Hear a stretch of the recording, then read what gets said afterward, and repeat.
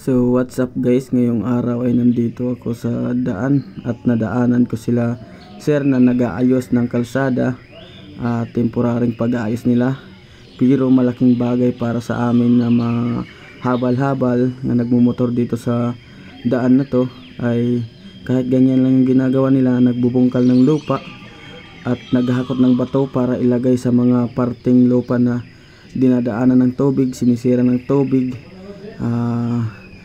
Yan, kaya linalagyan nilang bato. Yan po, binubungkal nilang lupa para naman hindi makasagabal sa motor na dadaan dyan. At ito nga yung sinasabi ko na dinadaanan ng tubig, gumagawa ng daan ng tubig kahit na may daan na.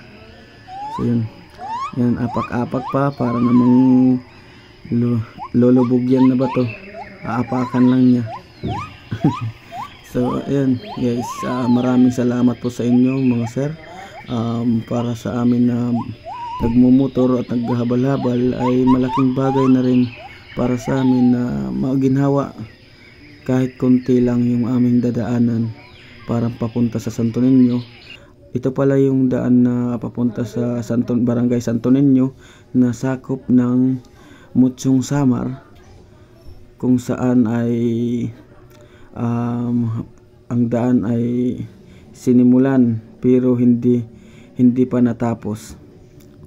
So yun, yung motor ko pala nandun sa taas guys. Yun, may dala akong Cupras, tapos Cupra pala. Tapos nadaanan ko si sir at humingi ako ng kung papayag ba siya na mag video ako, at pinayagan naman ako. Siyempre mabait yan si sir. At ito po sila ay walang tigil na paglalagay ng bato at paghahakot. Napakasipag po nila, diba? Maraming salamat sir ha.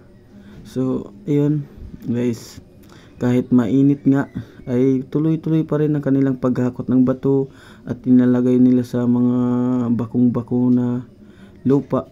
Yan, pinaglalagyan nila yung mga bako-bakong lupa para hindi naman lumubog yung motor, gulong ng motor para kung dadaan dyan, kung dadaan. Yan, so sir, happy pa rin si sir kahit mainit ang panahon. Yan, dyan guys ay mainit talaga, kaya si sir na isa ay sumilong na sa gilid ng kalsada na may maliit na puno. Importante nakasilong siya. So yan, masipag yan. Yan po, masisipag talaga ang ating magigiting na mga kasandaluhan. Ganyan sila po. Sila na yung kumikilos kapag walang kumikilos.